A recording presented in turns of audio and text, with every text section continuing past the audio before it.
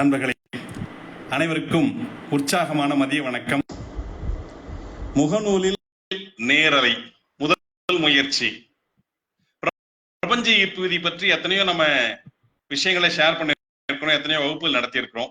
பிரபஞ்ச ஈர்ப்பு விதி பற்றிய ஒரு அடிப்படை தகவல்களை தெரிந்து கொள்ளக்கூடிய ஒரு நேரலை முதல் முறையாக மைண்ட் பவர் சுரேஷ் அகாடமி மூலமாக.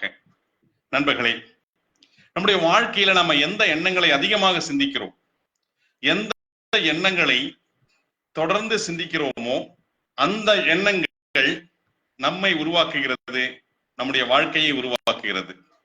எந்த எண்ணங்களை தொடர்ந்து நீங்கள் சிந்திக்கிறீர்களோ அந்த எண்ணங்கள் நிச்சயமாக நிறைவேறும். அப்ப பிரபஞ்ச ஈர்ப்பு விதி அப்படிங்கிறது, நீங்க இந்த ஈர்ப்பு விதியை நம்புவராக இருந்தாலும் சரி, அப்ப நம்புவராக இருந்தால் அப்ப அந்த ஈர்ப்பு விதியில இருக்கிற கான்செப்டை நீங்க பயன்படுத்துறீங்க. அதன் மூலமாக பலன்களை நாம் அறுவடை செய்ய முடியும். ஒருவேளை பிரபஞ்ச ஈர்ப்பு விதியில உங்களுக்கு பெரிய அளவுல நம்பிக்கை இல்லை என்றாலுமே கூட, நீங்கள் உளவியலை நம்புவராக இருந்தால், சைக்காலஜியை நம்புறீங்கன்னு வச்சுங்க. இப்ப சைக்காலஜி என்ன? நம்முடைய ஆழ் மனசுல நாம் சிந்திக்கக்கூடிய எண்ணங்கள், நம்முடைய அன்கான்சியஸ் லெவல்ல இருக்கக்கூடிய சில எண்ணங்கள் நம்மை வழி நடத்துகின்றன.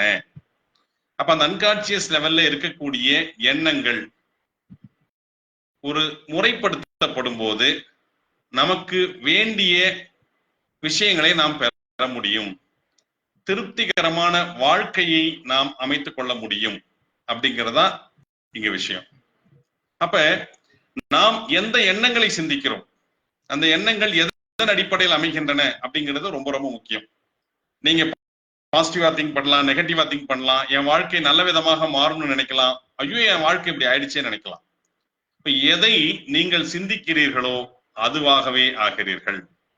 அப்ப அந்த எண்ணங்களை நாம் முறைப்படுத்த வேண்டும் அப்படிங்கிறதுக்கான ஒரு வழிமுறை தான் லா ஆஃப் அட்ராக்ஷன், பிரபஞ்ச ஈர்ப்பு விதி. பிரபஞ்ச ஈர்ப்பு விதி பற்றி நிறைய நீங்க கேள்விப்பட்டிருக்கலாம். சீக்ரெட் அப்படிங்கிற புத்தகத்தை படித்திருக்கலாம், சீக்ரெட் திரைப்படத்தை பார்த்திருக்கலாம், ஒரு டாக்குமெண்ட்ரி பிலிம் எடுத்திருக்கிறாங்க ரொம்ப அற்புதமாக.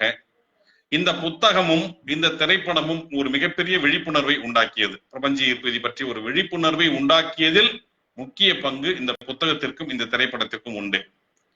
அப்ப இந்த மாதிரி ஒரு வாய்ப்பு, ஒருவேளை உங்களுக்கு அந்த புத்தகம் நீங்க படிக்கல, ஆனா யூடியூப் சேனல்ல இன்னைக்கு நிறைய பேர் பிரபஞ்ச ஈர்ப்பு விதி பற்றி நிறைய விஷயங்களை பதிவு பண்ணிட்டு இருக்கிறாங்க. அதை பார்ப்பதன் மூலமாகவும் நாம் பயன்படுத்திக் கொள்ள முடியும்.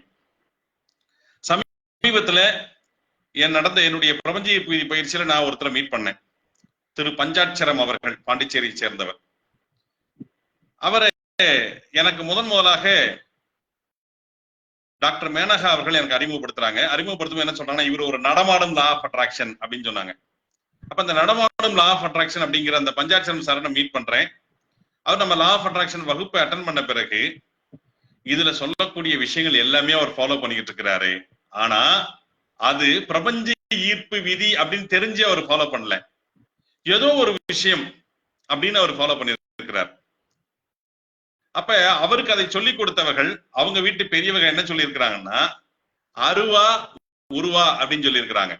அருவா உருவா அப்படின்னு என்னன்னா, அருவம் உருவம். அருவம்னா கண்ணுக்கு தெரியாதது, உருவம்னா நம்ம பார்க்கிற உருவம். அப்ப கண்ணுக்கு தெரியாத சிந்தனைகள் தான் கண்ணுக்கு தெரிகின்ற விஷயங்களை உருவாக்குகின்றன அப்படிங்கிறத ஷார்ட்டா அருவா உருவான்னு அவர் சொல்லி கொடுத்திருக்கிறாங்க. அவரும் அதை ஃபாலோ பண்ணிட்டு இருக்கிறார். அவர் அதை ஃபாலோ பண்றாரு, நிறைய வெற்றிகளை பெற்றிருக்கிறார். அவருக்கு தேவையான விஷயங்களை அவர் வாழ்க்கையில பெற்றிருக்கிறார். இந்த பிரபஞ்ச ஈர்ப்பு விதியை பயன்படுத்தி தேவையான விஷயங்களை அவர் பயன்படுத்திட்டார். தேவையான விஷயங்களை அவர் கொண்டு வருகிறார். அவருக்கு என்ன தேவையோ அதை ஈர்க்கிறார். ஆனா அதுக்கு பேரு பிரபஞ்ச ஈர்ப்பு விதி அப்படிங்கிறது அவருக்கு தெரியாது. அப்ப பிரபஞ்ச ஈர்ப்பு விதி என்பது நீங்க முறையா போய் அந்த பிரபஞ்ச ஈர்ப்பு விதின்னு தெரிஞ்சுக்கிட்டு தான் பயன்படுத்தணும்னு இல்லை. அந்த ஈர்ப்பு விதியில் சொல்லப்பட்டிருக்கின்ற விஷயங்களை நீங்கள் பயன்படுத்தினால் அதுவே உங்களுக்கு தேவையான பலன்களை தரும். அப்படி நம்முடைய வாழ்க்கை தெய்வீக தன்மை உடையதாக மாற வேண்டும் என்றால் நாம் இந்த பிரபஞ்ச ஈர்ப்பு விதியை பயன்படுத்தும் போது நீங்கள் அந்த தெய்வீக தன்மையை பெற முடியும். இப்போ உணர்வுகள், ஒவ்வொருத்தருக்கும் உணர்வுகள் உண்டு.